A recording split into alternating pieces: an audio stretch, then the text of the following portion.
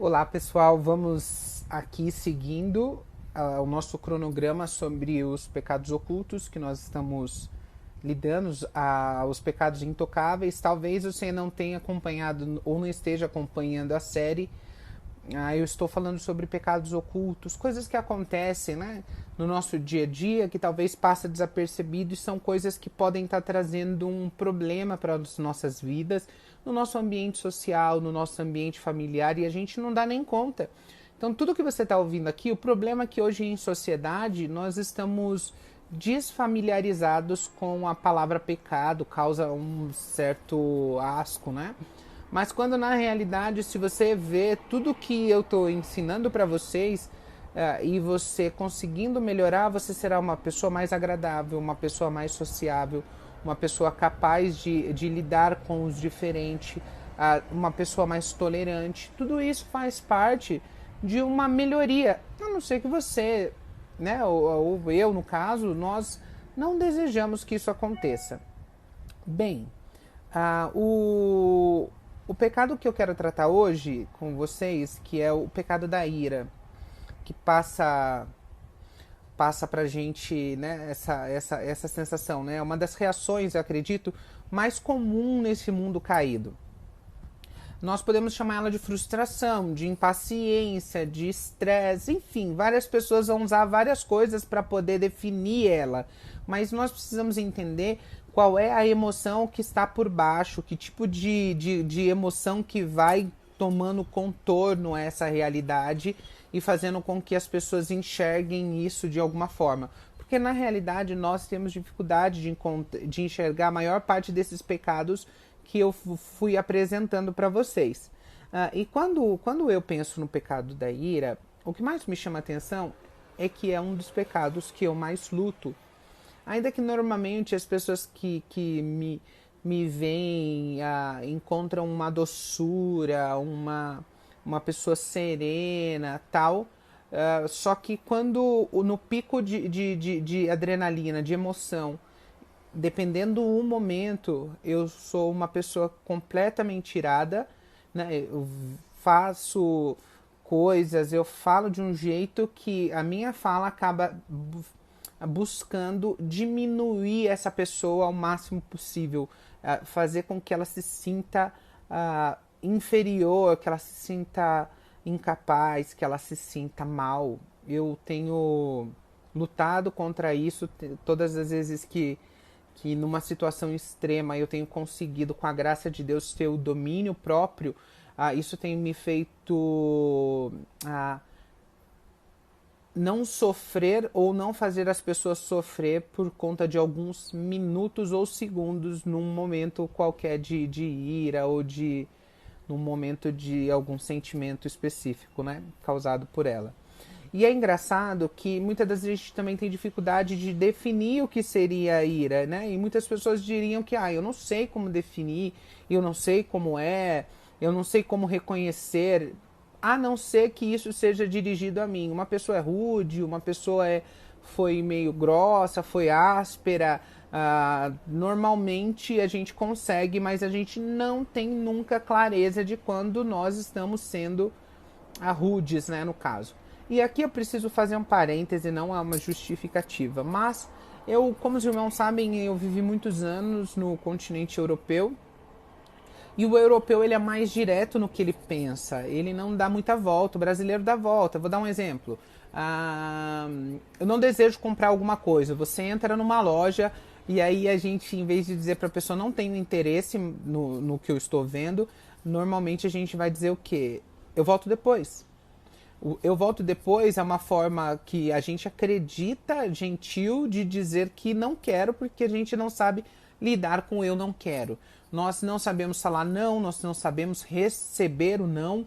E quando algumas pessoas são um pouco mais diretas com a gente já acredita que pode ser que isso seja uma ira, ou que isso seja uma má educação, ou que a pessoa seja grossa. Quando na realidade nós precisamos entender que talvez nós somos muito dóceis, né? Estamos vivendo a realidade talvez como bonequinhos, ursinhos carinhosos, incapazes de ouvir um não. E aí, segundo o dicionário, nós precisamos entender que ira nada mais é do que um sentimento de rancor normalmente, ou de antagonismo, né? Aquela coisa que vai e vem, uma explosão repentina, que tem muito a ver com o outro vídeo, que provavelmente eu vou lançar antes desse, que é o descontrole. E também ela vem muitas das vezes com várias emoções pecaminosas e palavras e atitudes, como eu disse para vocês. No meu caso, quando eu lido com a ira, eu preciso tomar cuidado. Não que eu vou falar palavras indecentes, mas eu vou falar coisas que vão ferir muito as pessoas. E quando a gente pensa na ira, você pode estar pensando aqui né? Pode estar refletindo. Mas a Bíblia não diz irei, mas não pequeis? Que tipo de ira é essa que a gente pode dizer como uma ira santa? E essa ira santa é com a injustiça. Essa ira é quando nós estamos irados por conta daquilo que Deus se ira, por conta daquilo que afeta diretamente o caráter de Deus. Mas essa ira, ela não é acompanhada por um sentimento pecaminoso de vingança, um sentimento vingativo de bem feito, ou um sentimento vingativo de bandido bom é bandido morto. Então, são dentro dessas realidades que nós entendemos que o sentimento de ira, de justiça, ele é com compaixão, com graça e misericórdia. Essa é a grande diferença que nós precisamos pensar. E é interessante que na maior parte das vezes nós vamos encontrar a Bíblia falando da ira de forma mais pejorativa sempre. Sempre vai colocar ela na posição de pecados específicos. No fruto do Espírito de Gálatas, a gente vai encontrar ela também, nós iremos encontrar em vários outros lugares a palavra dizendo. E nós precisamos admitir também que as palavras e as atitudes que são desencadeadas por esse sentimento, e aqui talvez até você conseguir descobrir, aonde que eu descobri? Eu descobri isso num aconselhamento. Eu estava em aconselhamento com o meu pastor, explicando para ele algumas coisas sobre as minhas emoções, tal, sobre certo distanciamento, isolamento, uma carreira mais independente. E nisso ele foi fazendo uma leitura do meu coração e ele falou: Robert, o seu problema é a ira. Então você precisa tomar cuidado, que a ira pode ser um pecado motor na sua vida. E realmente eu parei para pensar, falei, nunca tinha olhado por essa perspectiva, e a partir de então eu comecei a entender que realmente essa ira, essa explosão, essa situação repentina que gera uma descarga de um monte de emoção que você não consegue controlar e você acaba despejando isso. E aonde mais isso acontece? Qual é o lugar que isso acontece com mais frequência? Normalmente isso acontece dentro da nossa casa, com os nossos pais, com os nossos irmãos, com os filhos. É esse ambiente. E a gente nota que é onde vai fazendo maiores fissuras relacionais. Então vai causando maior barreira entre a vida familiar. Num momento de estresse, ira. Num momento de fortes emoções, ira. Essa pessoa bota para fora, né? Aí eu lembro que eu via uma pessoa fazendo uma correção à sua filha. Eu vi isso algumas vezes.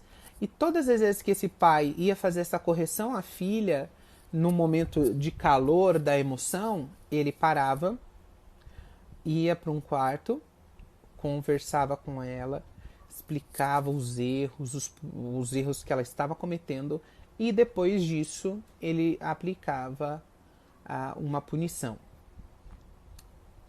Surtia efeito. O que me chamou a atenção é que ele não fazia isso de cabeça quente. Quantas pessoas, diante da cabeça quente do momento, vão fazer coisas que depois vão se arrepender amargamente?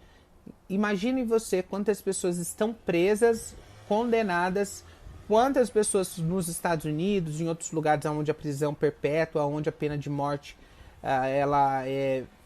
está em vigor, quantas pessoas estão lá por conta da ira? Um lapso de segundo, a ira invadiu o coração, esse pecado potente toma conta do coração da pessoa, explode suas emoções, essa pessoa no seu descontrole acaba cometendo isso, e isso vem trazendo para o coração dessa pessoa essa questão de ter que lidar com as consequências de 1 minuto.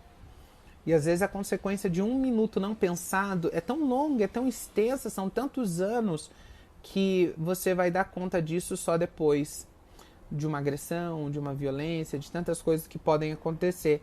Nós precisamos trazer isso aos pés de Cristo e entendendo que nós precisamos compreender que o Senhor, mesmo no momento de aflição emocional, que o Senhor é o nosso justo juiz e Ele virá ao nosso socorro.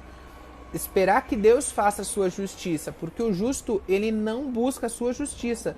Quando diz o justo não se justifica, está dizendo o justo não busca a sua própria justiça, ele descansa o coração, ainda que você tenha razão, ainda que você tenha toda a legalidade do momento para você agir de certa forma, mas nós precisamos entender que não está em nós a justificativa. Precisamos, como cristãos, entregar a Deus essa justiça, que Deus siga o curso natural.